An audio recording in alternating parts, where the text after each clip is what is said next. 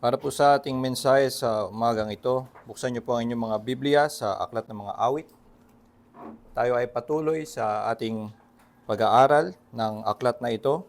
Tayo ay nasa kalagitnaan ng pag-aaral ng mga tinatawag na awit ng pag-akyat o Songs of Ascents. Yun ay yung 15 awit na magsisimula sa Psalm 120. At itong mga awit na ito ay naging bahagi ng isang importanteng gawain, tradisyon sa mga Hudyo na sa kanilang pagbalik sa Jerusalem para sa kanilang pagsamba na gawin ang mga pista na itinakda ng Diyos para sa kanila, ay ito ang mga awit na kanilang binabalikan. Kaya ang mga awit na ito ay naglalaman ng mga pagtuturo tungkol sa mga pagpapala ng Diyos sa kanyang mga katangian na tumutulong sa mga Hudyo na ang kanilang puso ay maiangat muli at sila'y maihanda sa kanilang gagawing pagsamba. At iba't iba ang mga sa bawat awit na nakita natin, may iba't ibang mga pagpapala, iba't ibang mga katangian ang binibigyang diin. At dito sa Psalm 130, ito ang nag-iisang awit na naging mahalaga pati sa tradisyon ng mga Kristiyano. Hanggang sa na mga naunang sa early church ay nagkaroon ng tradisyon na ang awit na ito ay maging bahagi ng kanilang pagsamba. Ito ang kanilang madalas na basahin. Nagkaroon din ng proklamasyon ng isang papa noong 11th century na maging bahagi ito ng kanilang paggawa ng penitensya. Naging ang awit na ito din ay isang mali naman na tradisyon, ay ginagamit na pagpangangaral para sa mga patay. Dahil daw meron siya sabing, out of the depths I cry to you, at ito ay na ginagamit yung kanilang yung mga salitang ito na para bang binibigyan ng pagpapala ang mga yumauna na sila'y maaari pang makatawag sa Panginoon. Makikita natin na ang awit na ito ay naging mahalaga nga, at maging sa reformasyon, ito ay isang mahalagang kabanata. Tinawag ito ni Martin Luther na the Master and Doctor of Scriptures. At ang ibig sabihin niya dito, meron kasing kasabihan si Martin Luther na ang kailangan para ikaw ay maituring na Master and Doctor of Scripture ay na meron kang pag-unawa ng pagkakaiba ng law and gospel. Meron kang matalas na pag-unawa ng distinction between the law and gospel. At kung meron ka nun, sinabi siya dapat ang kinukuhang mangangaral, him called doctor. At ngayon na tinawag niya ang Psalm 130 na the Master and Doctor of Scriptures, ay dito na para kay Martin Luther ay may naglalaman ng tama na pag-iiba tungkol sa batas at sa ebanghelyo. Marami din sa mga Puritans ang nagsulat tungkol dito, halos paulit-ulit ang kanilang mga binabanggit. At itong ang awit na ito ang pinaka masasabi nating relatable doon sa mga awit na naging patingan ng tradisyon ng mga Hudyo, dahil karamihan sa kanilang mga ipinagpupuri at ipinagdiriwang ay mga partikular sa kanilang bayan, yung pagliligtas ng kanilang bayan mula sa mga kaaway, yung mga pagpapala sa kanila bilang Israel na bansa ng Diyos. Ito ay mga partikular sa kanilang kalagayan na baka para sa atin na mga hentil na malayo na sa panahon na yon ay hindi masyadong makarelate. Pero itong Psalm 130 ay patungkol lamang sa pagpapala ng kaligtasan na ang lahat ng mga mananampalataya ay nagkakaroon ng direktang relation. Meron silang pag-unawa nito at experience nito. Kaya ang awit na ito ay madali para sa atin na mas maunawaan, at ito ang awit na maaari natin ngang pagkuhanan ng para sa atin din na pagpapalakas ng ating puso na tayo ay mahanda sa pagsamba na ginagawa natin sa lingguhan, at maging sa ating pagninilay-nilay, ito ay makakatulong na ang awit na ito ay magdagdag sa ating pasasalamat sa kaligtasan na ating natanggap. Ito ay ang pag-aralan natin, Psalm 130, hayaan yung basahin ko sa inyo. Ang salin sa Ingles ayon sa English Standard Version. Hear the word of the Lord, a song of ascents. Out of the depths I cry to you, O Lord. O Lord, hear my voice. Let your ears be attentive to the voice of my pleas for mercy. If you, O Lord, should mark iniquities, O Lord, who could stand? But with you there is forgiveness, that you may be feared. I wait for the Lord, my soul waits, and in his word I hope. My soul waits for the Lord, more than watchmen for the morning, more than watchmen for the morning. O Israel, hope in the Lord, for with the Lord there is steadfast love, and with him is plentiful redemption, and he will redeem Israel from all his iniquities. Pagpalain nawa ng Diyos ang pagkabasa ng kanyang salita, tayo po ay sandaling manalangin. Ama naming Diyos, sa oras na ito, kami nga ay magbubukas ng inyong salita at kami ay naghahangad na magkaroon ng bagong pag-unawa ng inyong katangian, ng inyong mga pahayag tungkol sa inyong sarili, ng inyong kalooban, at ng inyong biyayang pagliligtas sa lahat ng mga sasampalataya sa iyo. Alam nga namin, Panginoon, na sa aming sarili at anumang sukat ng aming karunungan o kagalingan ay hindi namin maaabot ang espiritual na katotohanan na nais mong iparating sa amin. Dahil ang Espiritu mo lamang ang makapagbubukas sa amin ng mga katotohanan ito. Kaya nga dalangin namin na sa oras na ito kami inyong samahan at tulungan na ang aming mga puso ay magkaroon ng pananampalataya at tulay nga na masilayan ang kaluwalhatian ng inyong biyaya sa mukha ni Hesukristo na ipinapahayag mo sa inyong mga salita. Tulungan mo kami sa aming pakikinig sa oras na ito at nawa nga lahat ng aming marinig ay tunay na maitanim sa aming puso at magbunga sa aming buhay. Po aming dalangin sa pangalan ni Jesus. Amen. Kung ating titingnan ang awit na ito at ating uunawain na para bang ito lang ay isang awit na kinakausap tayo, makukuha natin na ang awit na ito ay nananawagan sa atin na umasa sa Panginoon. Yun ang sinasabi niya sa talatang 7, O Israel, hope in the Lord. So kung titignan natin to bilang isang mensahe ng manunulat sa atin, ay makikita natin tinatawagan niya tayo, umasa ka sa Panginoon. At ito ay isang totoong mensahe at ito ay isang mahalaga na maunawaan natin na ang pag-asa nga natin ay sa Panginoon lamang at tama na makuha natin na ito ang nais mangyari ng manunulat, na matagpuan natin ang ating pag-asa sa Panginoon lamang. Pero dapat nga nating maunawaan sa pag-aaral ng mga awit na kulang ang ganitong pag-unawa sa mga tula. Dahil itong mga awit na ito ay ibinibigay sa atin hindi lamang na siya ay maghatid ng kanyang mensahe para sa atin, na magturo ng katotohanan mula sa kanyang sarili papunta sa atin, kundi ang nais niya ay ipakita kung ano ang puso na nagpupuri sa Diyos at tinuturo niya sa atin ang awit na ito upang tayo rin ay magkaroon ng ganong awit. So hindi ito isa lamang panawagan sa atin na tayo ay umasa sa Panginoon, hindi niya tayo kinakausap lang at sinasabi sa atin, hope in the Lord. Ang kanyang nais gawin ay tayo ay magkaroon ng puso na katulad niya, na sa pag-umapaw ng kanyang kaligayahan ay siya'y nananawagan sa buong bayan, umasa kayo sa Panginoon.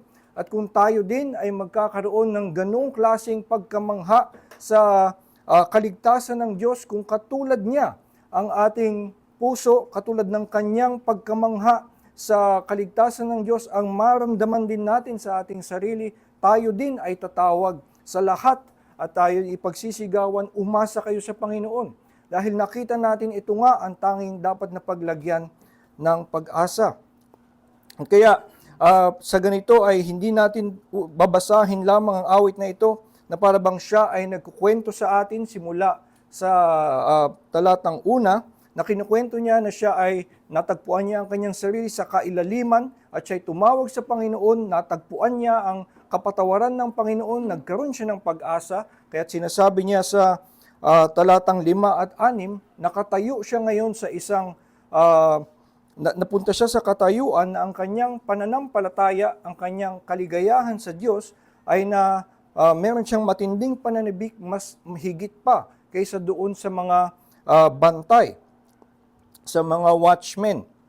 So, hindi ito kanyang pagkukwento lamang kung ano ang kanyang karanasan, tayo ay tinuturuan na magkaroon din ng ganitong pag-unawa at tayo rin ay makilala, galing din tayo sa kailaliman.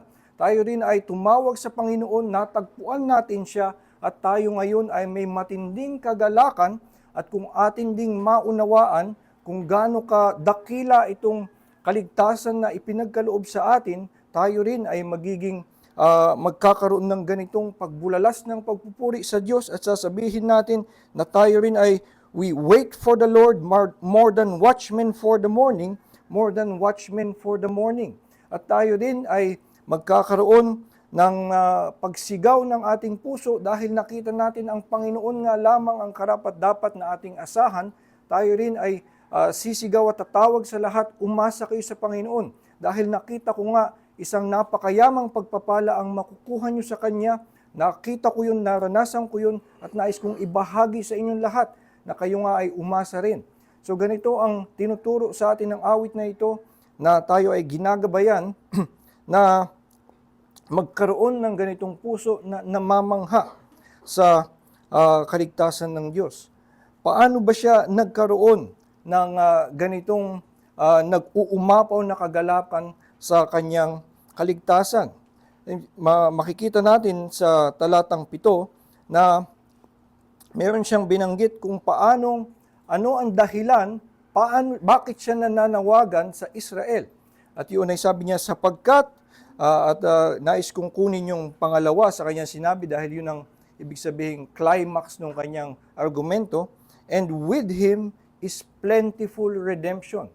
Yun yung pinaka-dahilan at pinag-ugatan ng kanyang kaligayahan sa kaligtasan na meron siya, dahil ang pagtingin niya doon sa kaligtasan na meron siya ay isang plentiful redemption, isang saganang pagtubos.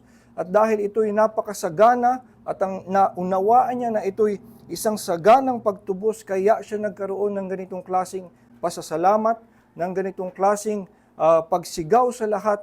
Hanapin niyo ang inyong pag-asa sa Panginoon dahil sa Kanya ay may saganang katubusan.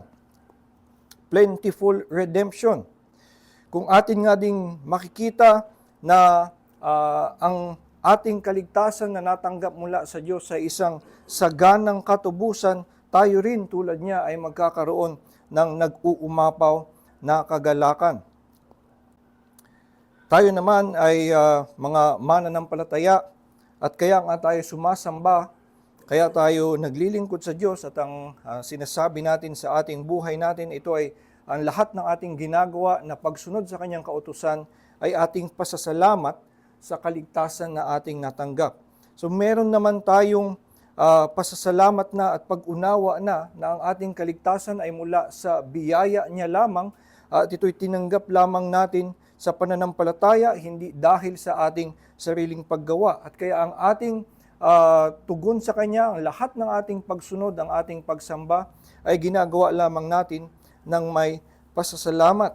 Ngunit ating aaminin na ang ating pasasalamat ay minsan ay hindi ganun kainit, hindi ganun ka parang nararapat kung sa isusukat natin sa kadakilaan ng kaligtasan na ating natanggap. At tayo rin ay nagnanais na ang ating pasasalamat, ang ating pagsamba ay mas lalo pang maitaas, mas lalo pang mapalakas, kaya't nais nating maunawaan ang kaluwalhatian ng Diyos, ang kanyang ang yaman ng biyaya na ipinagkaloob niya sa atin.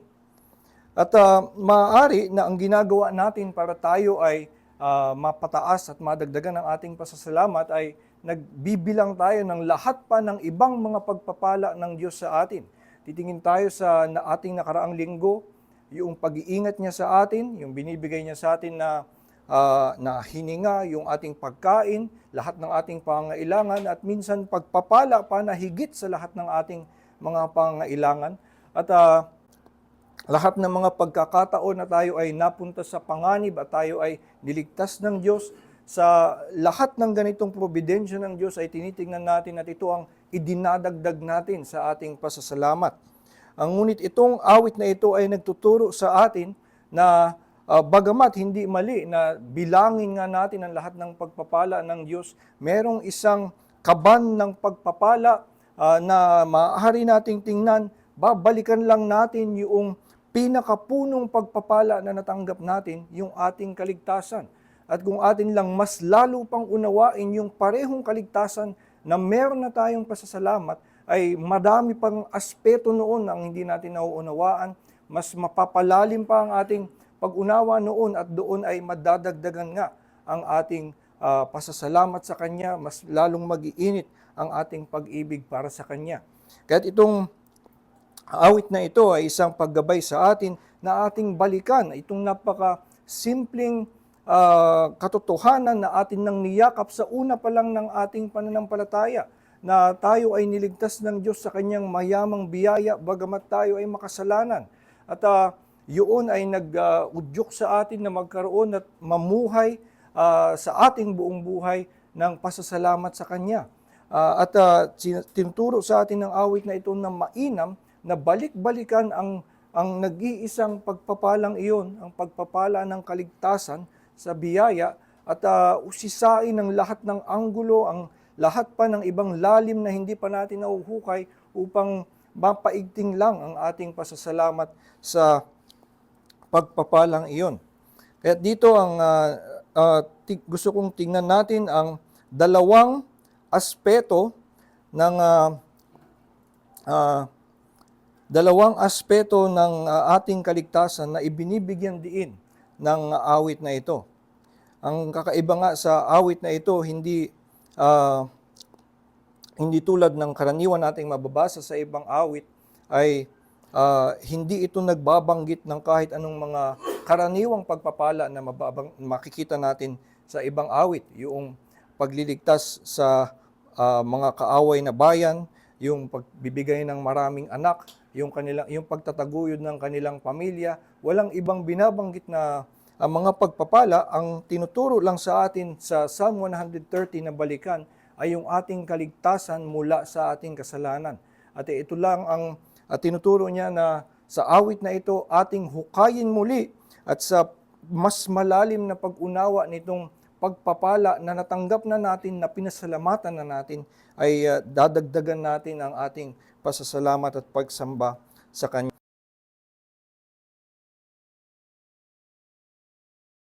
Ating kaligtasan na binibigyan diin ng manunulat na ito ang nagturo sa Kanya na magkaroon ng mas malalim na pasasalamat sa Kanyang kaligtasan. At una, ito ay ang kapatawaran, ay ang forgiveness. Ito ay binabanggit niya sa verse 4, with you there is forgiveness. Ito ay isang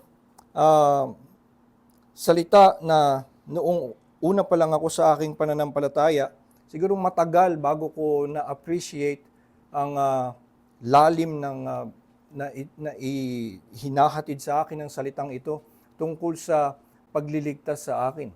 Nung una akong naligtas at nagkaroon ng pananampalataya, siguro ang mas lalabas sa aking bibig ay ang paghuhugas ng kasalanan. Dahil yun ang pagtuturo sa akin, ito ay kinakabit sa baptism, at yung bata ako na yun ang aking larawan at pag-unawa ng kaligtasan, ako ay marumi at ako ay hinugasan. So ito ang pag-unawa ko sa aking kaligtasan, at ito ay isang mayamang katotohanan na aking pinapasalamat na sa karumihan ko ako ay hinugasan ng Diyos. Kinalaunan ako'y natuto ng teolohiya at natutunan ko ang mga salitang justification at sanctification, at naging ito ang naging mas bukang bibig ko tungkol sa aking kaligtasan, that I am justified, that He sanctified me, and also that He adopted me. Ako'y Kanyang kinupkop bilang na Kanyang maging anak, at natutunan ko rin ang iba pang mas mayamang katuruan ng Reformed theology, ng Doctrines of Grace, na natutunan ko na mayroon pala siyang isang pagkilos na miraculous na baguhin niya ang aking puso. So, ito ang mga aspeto ng aking kaligtasan na mas aking nauunawaan. Pero yung salitang kapatawaran ay hindi ko dati na ikakabit sa aking kaligtasan. Naiisip ko lang na ang salitang patawad ay siguro nung bata ako ay kinakabit ko lang sa pangangaroling. Kaya pag sasabihin mong patawad, papalampasin mo yung isang nangangaroling. So hindi ko siya nakikitang isang malalim na pag-ibig. Hindi ko siya nakikitang isang para bang matinding biyaya na ipinagkaloob ng Diyos sa akin. At siguro kapag humihingi ako ng tawad, natutunan ko naman na ako'y makasalanan pa rin at kailangan kong humihingi ako ng tawad palagi. Ang naiisip ko lang ay yung aking mga maliliit na mga kasalanan na ginagawa. Yung mga pagkakamali, minsang maliliit na pagsisinungaling, yun yung mga naiisip ko kapag ang narinig ko ang salitang pinatawad ako ng Diyos. So ito ang kapatawaran at ganun lamang ang pag-appreciate ko sa kapatawaran. Pero nung matutunan ko ang Biblia at napansin ko din sa Reformed Confessions na ang pagpapatawad ay sentro para sa kanilang pag-unawa ng kaligtasan. Sinasabi nga mismo sa Belgic Confession Article 23, we believe that our blessedness consists in this, that we are forgiven for our sins through Jesus Christ. Nung nabasa ko yun, at medyo nagkaroon talaga ako ng pagtataka na sa pagkakasabi din niya, our blessedness consists in this. Ito ang ating kagalakan na tayo ay pinatawad. At dito nagsimulang mabuksan sa akin, meron palang mas mayaman na nangyayari sa kapatawaran. Makita ko na hindi lamang ito na ang Diyos ay pasensyoso sa aking mga pagkakadapa, ay yung kapatawaran ang tanging paraan para ako ay maging katanggap-tanggap sa harapan niya. Sa totoo lang, ang kapatawaran ay dapat nga nating makitang malaking bahagi noong natutunan ko ng salita before, justification. Yun ang ginagawa sa ating justification na yung ating pagsuway sa batas ay kinakancel ng Diyos or yung malaking utang, yun ay kanyang kinakancel. Yun ang nangyayari sa justification. At dapat nating maunawaan na yun ang tinutukoy na mayamang pag-ibig na iginawad ng Diyos sa atin, tayo na mga makasalanan ay kanyang pinatawad. At pag ganoon, matututunan natin kung bakit simula pa lang sa Apostles' Creed ay meron ng special highlight on the forgiveness of sins. Kasama yun sa kanyang nililistang kanyang pinaniniwalaan. Diba? I believe in the Holy Catholic Church, the communion of saints, the forgiveness of sins, the resurrection of the body, and life everlasting. So, doon pa lamang meron siyang pagkilala doon sa centrality na ang ating kaligtasan ay pagpapatawad ng ating kasalanan. At kaya nga, pagdating sa Belgic Confession, ay meron silang ganung pahayag na we believe our blessedness consists in this, that we are forgiven our sins because of Jesus Christ. So ito ang mayamang nilalaman ng pagpapatawad na baka hindi nabibigyan diin sa atin. Pero tinuturo sa atin ng awit na ito na ang pagpapatawad ay may ganun ngang lalim dapat na makita natin na ito ang naging tanging paraan para tayo ay makaharap sa Kanya. Ito ang Kanyang tinuturo sa talatang 3. Ito ang tinuturo niyang maging awit ng mga banal. If you, O Lord, should mark iniquities, O Lord, who could stand? So tinuturo niya muna sa atin na kilalanin na sa harap ng batas ng Diyos, kung siya ay magtatala ng kasamaan, kung ililista niya at imamarkahan niya sa atin lahat ng ating pagkakamali, ay sabi, who could stand? Sino ang makatatagal? Dito ay pinararating sa atin kung ano ang kabanalan ng batas ng Diyos. Dito magmumula ang ating mas malalim na pag-unawa ng kapatawaran, kung bakit ito ay isang napakatinding biyaya sa atin.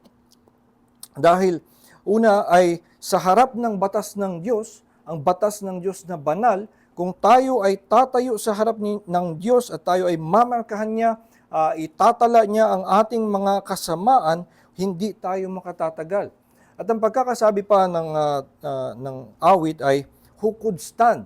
Parang tinuturo sa kanya na mag-isip ka man ng sino pa na mas mabuti sa iyo, siguro ang pinakamabait na taong nakilala mo, na pinaka-gentle, parang walang kasalanan, at siya ang pinaka-banal, pinaka-loving na nakilala mong tao, siya rin ay hindi makatatayo sa harapan ng pagtatala ng Diyos ng kanyang kasalanan dahil siya rin ay nagkukulang pa rin sa kabanalan ng Diyos.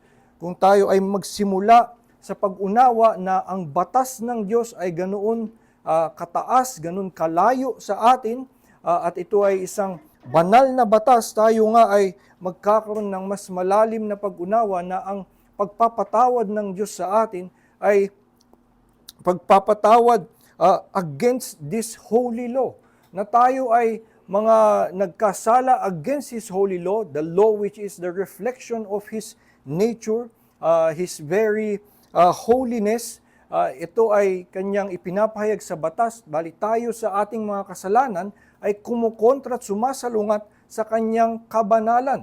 Tayo ay nagre-rebelde sa kanyang autoridad, at tayo ay sumasalungat, lumalaban sa tinuturing niyang kabutihan. Tayo ay naghahanap ng ating sariling kaligayahan, tayo ay naghahanap ng ating sariling satisfaction.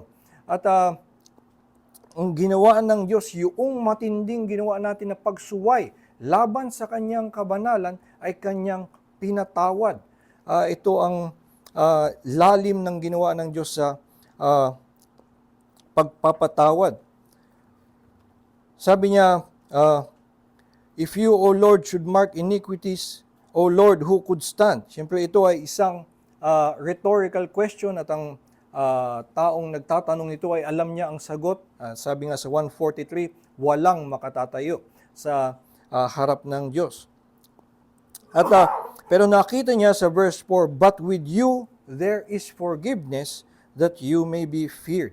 At ito nga ay nagbubukas at nagtuturo sa mga anak ng Diyos na alalahanin nila muna na tama sana na marapat lang na sila ay parusahan ng Diyos kung ayon sa batas, pero dahil sa pagpapatawad ng Diyos mula sa kanyang biyaya, kahit na ayon sa batas, dapat tayong makatanggap ng kanyang puot. Dahil sa kanyang biyaya, tayo ay pinatawad, at ngayon tayo ay maaaring makapaglingkod sa kanya. Now, He may be feared. Ito ang nagbigay ng daan para tayo ay mamuhay in such relation to God that we can worship Him in reverence and awe. With Him there is forgiveness, that He may be feared.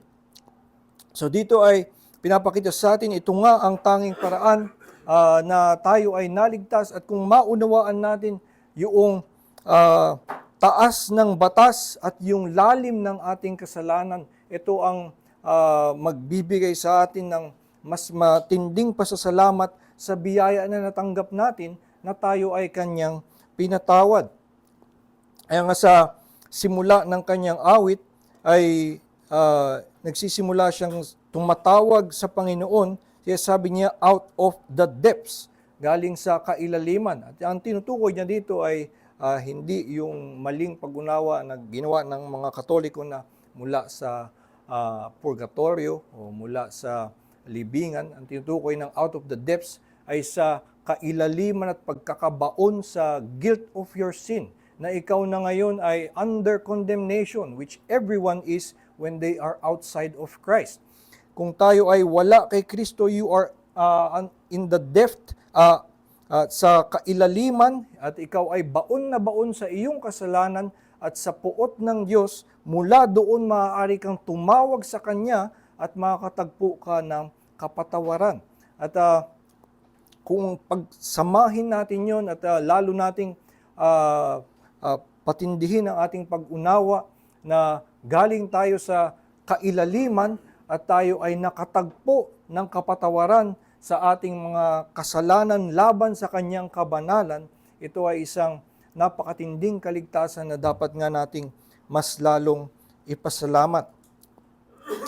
Kaya't kung tayo lamang ay magkaroon nitong pag-unawa nito sa kapatawaran ng Diyos, maaaring madala nga tayo tulad nitong salmista na matawag ang kaligtasan natin na isang plentiful redemption, isang saganang pagtutubos. At kung makita natin ang kasaganahan ng pagtutubos ng Diyos, dun magmumula na ang ating puso ay laging nagpapasalamat sa Kanya, hindi lamang sa ating salita na pagpupuri tuwing linggo, kundi ninanais natin na gumawa ng mabuti para sa ating kapwa, nag-uumapaw sa atin ang biyaya ng Diyos at tayo rin ay nagiging mapagpatawad sa ating mga kapwa, mapag-ibig sa ating mga kapwa dahil ito ang natanggap natin mula sa ating Panginoon. Doon sa Luke chapter 7 ay mayroong kilalang kwento na may nagbasag ng perfume para ilagay sa paanan ni Jesus. At ang nangyari doon ay yung mga nakakita ay nagbulungan at sa kanilang pagbubulungan, sabi kung tunay na propeta yan, ay dapat alam niya ng taong yan na lumalapit sa paanan niya ay isang makasalanan at hindi niya tatanggapin. At doon, ang naging tugon ni Kristo sa nakita niya sa ganitong mga mapagmataas na tao, ay sinabi niya, nagkwento siya tungkol sa isang nagpautang na pinatawad ng iba-ibang mga amount, ang iba't ibang mga nagpautang sa kanya. At ang kanyang simpleng tanong ay, sino sa tingin mo ang mas may pasasalamat? At naintindihan naman nilang lahat. Siyempre, yung pinatawad ng pinakamalaking utang. At doon sinabi ni Jesus at pinaliwanag sa kanya, kaya't huwag niyong maliitin ang taong ito. Siya ay pinatawad ng malaki, kaya't mas matindi ang kanyang pasasalamat.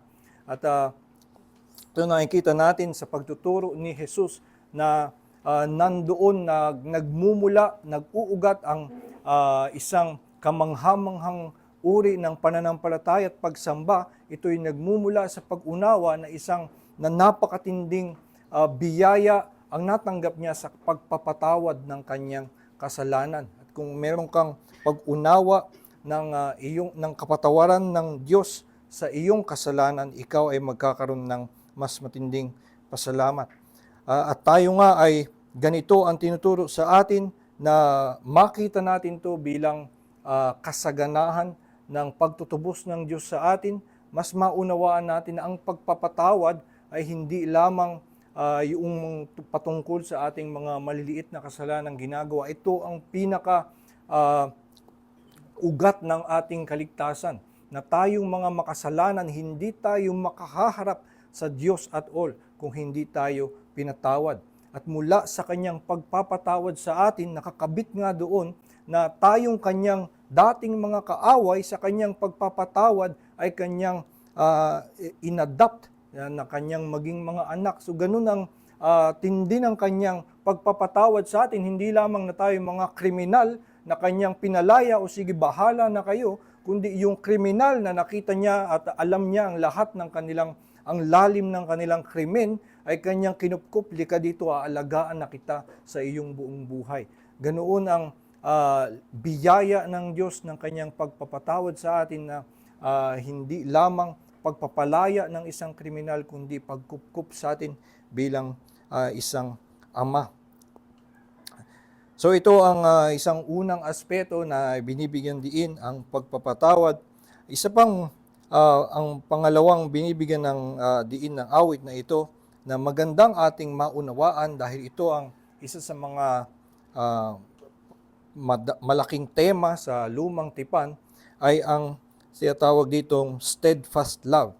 Sa verse 7, O Israel, hope in the Lord, for with the Lord there is steadfast love.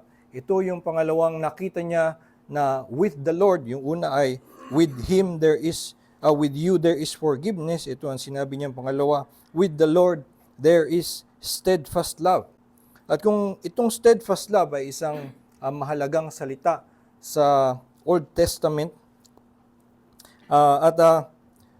kung subukan nyo lang mag-search sa inyong Bible app, no, nag-search ako, sa pagkakaalala ko, sa Psalms pa lang ay sinabi, ito daw ay binanggit 123 times.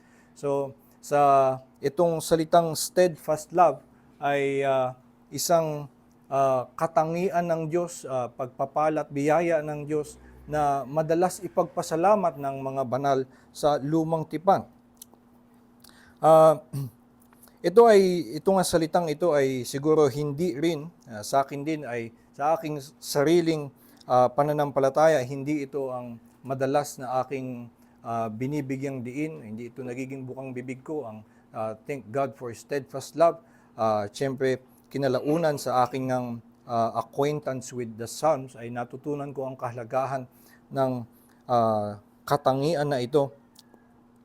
Pero sa karaniwan sa mga mananampalataya ay tulad nga din ng naging karanasan ko ang sa generic evangelical language, ang mga usual na binibigyan din ay yung the grace of God, ang kanyang the salvation of God by grace sa ating mga kasalanan. And usually when we look for something to hold on to increase our gratitude and love for God, ay isa sa mga tinuturo, and this is correct also, ay nabalikan lamang ang nakaraang pag-ibig ng Diyos sa pamamagitan ni Hesukristo. Yung kanyang kamatayan sa krus, yun ang ating babalikan, at ito'y sinasabi ko rin naman na ito ang ating dapat kapitan. Pero ang iba dito sa steadfast love at sa pag-reflect ng saints throughout biblical history, kapag binabanggit nila ang steadfast love, ito'y nakikita nila bilang isang present, ongoing na pagpapala ng Diyos sa kanila. Hindi sila tumitingin lamang sa isang nakaraan na ginawa ng Diyos, na sa nakaraan meron siyang dakilang pagpapala sa akin at kahit na hindi niya nadagdagan ay meron akong pasasalamat. Sa pananalangin na makikita natin na nakakalat sa banal na kasulatan, kapag tinitingnan nila ang steadfast love, nakakita sila na ang Diyos ay patuloy na umiibig sa kanila. Kaya nga ito tinatawag na steadfast. Sa Tagalog, ito ay tapat na pag-ibig, tapat na pagmamahal. At ang tinutukoy nito ay kung paanong ang pagmamahal ng Diyos ay hindi minsanan lamang na tayo ay iibigin isang beses at kung tayo ngayon ay hindi nakalugod-lugod sa Kanya, ay titigil na siya na tayo ay mahalin. Dahil ang Diyos ay may tapat na pagmamahal maging sa ating paulit-ulit na pagsuway sa Kanya, siya ay tapat sa atin. Kaya siya ay mayroong steadfast love, at ito ang dahilan kung mapapansin natin simula verse 1 to verse 6, siya ay nagsasalita in the first person. Tinuturing niya ang kanya sarili I, ngunit at kausap niya ang Panginoon. E pagdating dito sa verse 7, ay nagsasalita siya mainly in the third person, at nagsasalita siya about the Lord. At tinatawagan niya ang lahat na sila ay magkaroon ng pag-asa sa Diyos. Sa una ay kanya lamang inaalala kung ano ang kanyang sariling karanasan, at siya ay inaalala niya, ako ngayon ay may ganitong pagpapala, ay ganitong pag-asa at paghihintay sa Diyos. Yun yung kanyang binabanggit sa verse 5 to 6. Pero pagdating sa verse 7, kanyang ikinagagalak sa pag-umapaw ng kanyang kagalakan, siya ay nananawagan sa lahat na sila rin ay umasa sa Panginoon. At ito ay nagmula sa kanyang pag-unawa na with the Lord there is steadfast love. Mayroong tapat na pagmamahal sa Panginoon. At itong steadfast love, kung paano ito nagiging ugat ng kanilang pasasalamat, ito ang dahilan kaya't marami sa mga awit makikita natin ay nagsasalaysay ng mahabang kasaysayan ng Israel. Nagsisimula sila sa madalas doon sa pagtawag kay Abraham o doon sa pagliligtas sa Israel mula sa Ehipto. So maraming mga ganong awit na inaalala yung mga nangyari sa kasaysayan at kung paanong sa henerasyon na mga nagdaan, ang Diyos ay patuloy na nagmamahal sa Israel. At dahil nakita nila sa kasaysayan na ang Diyos through hundreds of years ay hindi tumitigil sa pag-iingat at pag-ibig sa kanila, dito nila nakikita at kaya madalas nilang banggitin, in God there is steadfast love, na siya ay tapat sa kanyang pagmamahal na dati pa man tinawag niya noong nahulog si Adan, ay nangako siya ng magliligtas at simula pa dun sa pangako na yon na meron siyang biyaya ay hindi tumigil ang Diyos sa kanyang plano na iligtas ang kanyang mga hinirang.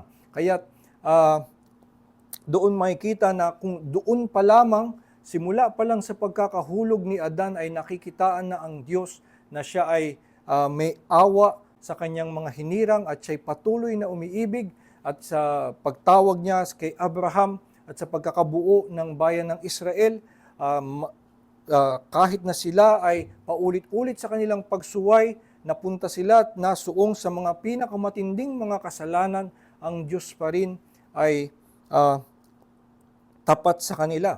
At sa pagtingin sa kasaysayan na ito, hindi lamang sa isang pangyayari sa kasaysayan, kundi kung titingnan na in the span of since creation, ay ang Diyos ay tapat sa kanyang pagmamahal, ay nagkakaroon sila ng kumpiyansa, nagkakaroon din tayo ng kumpiyansa na makasabing meron pang patuloy na pagmamahal para sa akin. Hanggang ngayon ay nagpapatuloy ang Diyos sa kanyang pag-iingat sa akin at hindi lamang sa kasaysayan, sa ating pagbabalik tanaw sa pag-iingat ng Diyos sa kanyang bayan sa kasaysayan, kundi maging sa atin ding personal experience, kung titignan natin simula sa ating pagkakaligtas na tayo ay dinala sa pananampalataya, ay iningatan tayo ng Diyos sa lahat ng ating mga ginagawa. Napunta tayo siguro sa mga hindi kaaya-ayang mga sitwasyon, pero ang Diyos ay hindi nagtigil sa kanyang pagmamahal sa atin. Sa ating lalong pag-aaral ng Biblia, mauunawaan natin na ang kanyang pag-aalaga sa atin ay hindi nagsimula lamang sa ating pagkakaroon ng pananampalataya, kundi kumikilos na siya na tayo ay dalhin sa pananampalataya bago pa man natin siya makilala, bago pa man tayo magsimula na maglingkod sa Kanya. Kaya ito kung ito'y maunawaan natin, ito ay yaman ng katapatan ng Diyos sa Kanyang pagmamahal at ito ang mas mabigyan diin din natin sa ating mga pagninilay-nilay na ang Diyos ay tapat sa kanyang pagmamahal. Makikita natin na palagi tayong may dahilan para magpasalamat sa Diyos. At hindi lamang sa tayo ay niligtas sa pananampalataya at simula nun ay binuhusan tayo ng iba't iba pang mga pagpapala, ay maunawaan natin na simula nung pinatawad tayo sa ating mga kasalanan, tayo ay inaring ganap. Simula noon tayo ay patuloy pa rin nagkasala at tayo ay patuloy na pinatawad. So muli maaari tayong bumalik doon sa yaman ng biyaya ng Diyos sa pagpapatawad, dahil nga maliban doon sa unang pagpapatawad na ating natanggap, ay siya'y patuloy na nagpapatawad sa atin, sa ating paulit-ulit na kasalanan. At ito minsan ang nawawala sa evangelical teaching, na parang pagkatapos ng salvation by grace, sila ngayon ay mga saints, at dahil sila ay saints, ang biyaya ng Diyos na kanilang natatanggap ay biyaya na nagbibigay lakas sa kanila para sila ay lumago sa kabanalan. Sila ay maging mas mabuti kaysa kahapon. Pero nawawala yung aspeto na meron ding mas malaki sa biyaya ng Diyos sa atin, sa ating patuloy na pamumuhay bilang mga mananampalataya, ay ang patuloy niyang pagpapatawad ng ating mga kasalanan. Maging yung mga mabubuting gawa na ipinagkaloob niya sa atin sa kanyang biyaya ay may bahid pa rin ng kasalanan. At ang biyaya ng Diyos doon ay hindi lamang yung pagbibigay niya sa atin ng kakayanan na gumawa ng mabuti, kundi napatawarin yung kasalanan na ibinahid natin doon sa ating mga mabubuting gawa. At ito ang pagpapala ng Diyos, kaya't masasabi nga rin natin kasama ng Reformed churches doon sa Belgic Confession, nandoon nga ang blessedness natin sa pagpapatawad. At ito naman ay hindi pauso ng Reformed churches. Ito ay tinuro sa Psalm 32, "Blessed is the man whose transgression is forgiven." Ito ay tinuturo sa pamamagitan ng banal na Espiritu na ating makilala na ito nga ang tunay na pagiging mapalad, na ang ating mga kasalanan ay pinatawad. At hindi lamang yung mga kasalanan natin bago tayo sumampalataya, kundi lahat ng mga kasalanan na patuloy pa nating magagawa ay kasama sa kanyang biyayang pagpapatawad sa atin. Ito nga yung pagpapaliwanag niya doon sa plentiful redemption. Sinabi sa verse 7, "With him is plentiful redemption," at pagdating sa verse 8, "And he will redeem Israel from all his iniquities." Kung bakit meron siyang pagkamangha na yung katubusan na kanyang natanggap ay isang saganang katubusan, ay dahil nakita niya na yung pagpapatawad ng Diyos ay hindi lamang dun sa unang pagpapatawad ng ating mga kasalanan, kundi sa lahat ng ating mga kasamaan sa ating buong buhay. Itong salita na ito sa talatang 8 ay isang prophetic word na makikita nating gagamitin ng anghel para itukoy kay Hesukristo. Sa Matthew chapter 1 verse 21 ay sinabi na tatawagin siyang Jesus, for he will save his people from their sins. At ito ang makikita natin na pinakakatuparan ng pagliligtas na ito, na sa pagdating nga ni Hesukristo ay doon makikita yung kaligtasan natin mula sa ating mga kasalanan. At kaya hindi actually magkatunggali yung idea na yung krus ni Kristo ay nagtuturo sa atin ng present love. Sabi sa Romans chapter 5 ay this is how we know that yung pag-ibig ng Diyos, na siya ay namatay para sa atin. Alam natin ngayon, presently, that He loves us dahil while we were still sinners, Christ died for us. Yung ating present knowledge of God's present love ay maaari nating hukayin mula sa kanyang past act of love, particularly in Christ. At yun ngang steadfast love of God ay makikita nating ang katuparan ay nandoon kay Hesukristo, sapagkat simula nung siya'y nangako kay Adan na siya'y magliligtas, na maliligtas ang sangkatauhan, ay doon niya sa kanyang katapatan, sa kanyang pangako, ay dinala niya ang kaligtasan sa pamamagitan ni Hesukristo.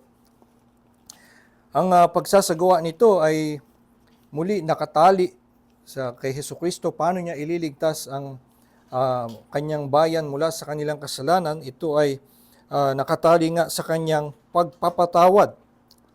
Sabi sa Colossians chapter 2 verse 13, "And you who were dead in your trespasses and the uncircumcision of your flesh, God made alive together with him, having forgiven us all our trespasses, by canceling the record of debt that stood against us with its legal demands. This he set aside, nailing it to the cross. He disarmed the rulers and authorities and put them to open shame by triumphing over them in him." Kaya itong kamatayan ni Kristo ang maaari nating balikan at hukayin pa. Maunawaan natin kung anong tindi ng biyaya ang natanggap natin sa pagpapatawad ng Diyos sa pamamagitan ng kamatayan ni Kristo at tayo ay magkakaroon ng mas matinding pasasalamat. Nito ngang October 31 ay pinagdiriwang yung anniversary hindi ng Halloween, kundi ng Reformation. Ito ang mas mahalaga sa atin, yung si Martin Luther ay nagpako ng kanyang 95 Theses doon sa pinto ng kanyang church. Sinasabi nga ngayon na yung act na yon na pagpapako ng 95 Theses, para lang yan pagpo-post sa Facebook. So, kung ngayon siya nagsimula, nag-post siya sa Facebook ng 95 Theses at ito'y nagkaroon ng ganung effect, nagkaroon ng Reformation. So, nung panahon ni Martin Luther, siya ay nagpako nitong 95 Theses at doon nagsimula ang Reformation na ating kinikilala ngayon, historically, though sinasummarize in 5 solas. Sabi yung sola scriptura, solus Christus, sola fide, sola gratia, and soli Deo gloria. Itong 5 solas ay tinuturing na sa Diyos lamang ang ating kaligtasan, sa biyaya lamang, sa pamamagitan ng pananampalataya lamang kay Hesukristo lamang. Ang lengguwahe na ito ng solas, na pansasabing alone, ay minsan in one sense ay isang napakahalagang matutunan natin na wala nga talaga tayong ibang pag-asa ng kaligtasan kundi ang biyaya ng Diyos lamang, kay Hesukristo lamang at sa pananampalataya lamang. Ito ay mahalagang katotohanan. Pero itong lengguwahe ng mga alone, mga sola, ay para bang minamaliit. Ang dating ay sinasabi na kayo ay nalalagay ngayon sa isang matinding kapahamakan at ito lang ang tanging yung pag-asa. So wala namang kayong choice at kaya tanggapin nyo na, ito ang inyong kaligtasan. So minsan nagiging ganun ang dating siguro ng ebanghelyo sa mga tao na para bang sinasabi sa kanila, wala kayong ibang pag-asa, wala kayong ibang daan para maligtas, kundi sumampalataya dito. At para bang kayo'y nakulong ng walang ibang choice, kaya mapipilitan na lang kayo na sumampalataya. Pero atin nga sanang maunawaan na ang ating, na itong kaligtasan na ating matatanggap sa Diyos lamang, sa pamamagitan ni Hesukristo lamang, sa biyaya niya lamang at sa pananampalataya lamang, ay isang saganang katubusan. Hindi ito isang natitirang choice para sa atin na tayo napipilitan lang na tanggapin dahil ito lamang ang ating pag-asa. Makita natin na ito ang isang napakasaganang katubusan na magdadala sa atin ng matinding yaman, hindi sa lupang ito kundi sa ating buhay na walang hanggan, na makapiling si Hesukristo ng mukaan at ibubuhos niya sa atin sa ating buong buhay ang kanyang pag-ibig. At ito ay isang napakayamang pagpapala, saganang katubusan na matatanggap natin na tayo'y sasampalataya lamang at tatanggapin lamang ang kanyang biyayang ibinubuhos sa atin. At kung maunawaan natin ito, ay sana mag-umapaw nga din sa atin ang ganitong klaseng kaligayahan at tayo rin ay aawit tulad ng salmista na ito at kikil natin, with Him is plentiful redemption. Tayo po ay manalangin. Ama naming Diyos, kami nagpapasalamat sa inyong salita na muli naghahayag sa amin ng kaluwalhatian ng inyong biyayang kaligtasan sa pamamagitan ng Hesukristo na aming tinanggap sa pananampalataya lamang. Tulungan niyo kami, Panginoon, na sa pamamagitan ng inyong salita ay lalo pang maunawaan namin na ang kaligtasang aming tinanggap mula sa inyo ay isang saganang katubusan. Nang sa gayon, kami nga ay magkaroon ng mas matindi pang pasasalamat sa inyong biyaya at makita namin na meron kaming lakas at sigla na ikaw nga ipaglingkuran at ibigin at maging ang aming mga kapwa ay aming gawaran ng aming ng biyayang tinanggap namin mula sa inyo, sapagkat kami ay namamangha sa isang saganang katubusan na ipinagkaloob nyo sa amin mula sa inyong biyaya lamang. Samahan nyo kami sa buong araw na ito at patuloy nyo kaming kausapin sa pamamagitan ng inyong salita, nang sa gayon nga'y kami ay mapalalim pa sa pag-ibig namin sa inyo at pagsamba sa iyong pangalan. Ito po aming dalangin sa pangalan ni Jesus. Amen.